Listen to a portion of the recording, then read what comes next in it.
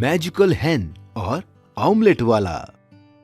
उत्तर प्रदेश के गांव में अब्दुल नाम का एक मेहनती इंसान रहता था जो ऑमलेट बेचकर अपना घर चलाता था। उसकी एक रजिया नाम की लड़की थी जिसका सपना था डॉक्टर बनने का और वो उसके लिए दिन रात मेहनत करती थी। वो जब भी अपने पापा का हाथ बटाने आती तो उसके पिताजी मना कर देते।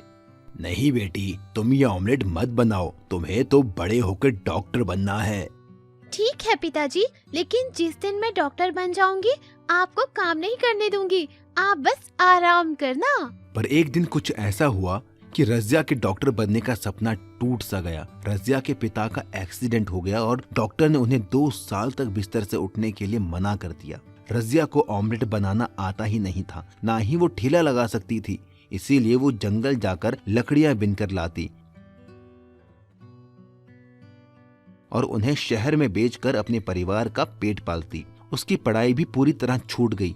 एक बार जब वो लकड़ियां बिनने पास के जंगल गई तो उसे किसी के रोने की आवाज आई। मुझे बचाओ, मुझे बचाओ, बचाओ मुझे।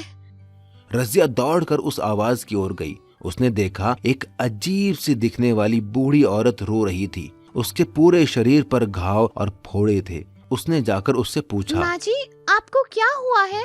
मुझे एक बहुत खतरनाक बीमारी है जिस वजह से मेरा शरीर धीरे धीरे गल रहा है। अगर पास वाली पवित्र नदी से पानी लाकर मुझ पर छिड़का जाए तो मैं ठीक हो जाऊंगी, लेकिन एक शर्त है। कैसी शर्त माँ जी? मैं तो उस पानी से ठीक हो जाऊंगी, लेकिन मुझको ठीक करने वाले इंसान को ये बीमारी हो जाएगी। रजिया ने कुछ सोचा और कहा, कोई बात नहीं, मैं आपको यूं दर्द में नहीं देख सकती। आप मेरी दादी की उम्र की हो, मैं आपकी बीमारी लेने को तैयार हूँ। इतना कहकर वो जाने लगी, लेकिन तभी उस बूढ़ी औरत ने उसे रोका और वो औरत एक खूबसूरत परी में बदल गई और रजिया से बोली, मैं तो बस तुम्हारी परीक्षा ले रही थी। आज तक तुम जैसा भला इंसान मैंने कभी नहीं देखा जो दूसरों का दर्द और बीमारी अपने ऊपर ले। बोलो, तुम्हें क्या तकलीफ है? फिर रजिया ने सारी बात परी को बताई कि कैसे पिता का ऑमलेट का ठेला ना लग पाने की वजह से उनका परिवार भूखा मर रहा है। उसकी बात सुनकर उस परी ने एक मुर्गी रजिया को देकर कहा, ये एक जादुई मुर्गी है, बाकी मुर्गियां तो सिर्फ अंडे देती हैं। ये मुर्गी तो सीधा ऑमलेट देगी, वो तुम जितने चाहोगी उतने। रजिया उस जादुई मुर्गी को लेकर घर आ गई और उसने फिर से ठेला लगाना शुरू कर दिया। वो एक कमरे में मुर्गी को छिपाकर ऑमलेट बनाने का नाटक करने लगी ताकि किसी को जादुई मुर्गी का पता ना चले। वो मुर्गी दिन में जितने ऑमलेट चाहे उतने देती।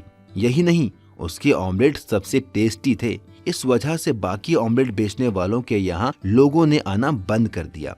इस बात से जलकर उनके पड़ोसी सलमान ने चुपके से उस कमरे में झांका तो उसे वो जादुई मुर्गी दिख गई।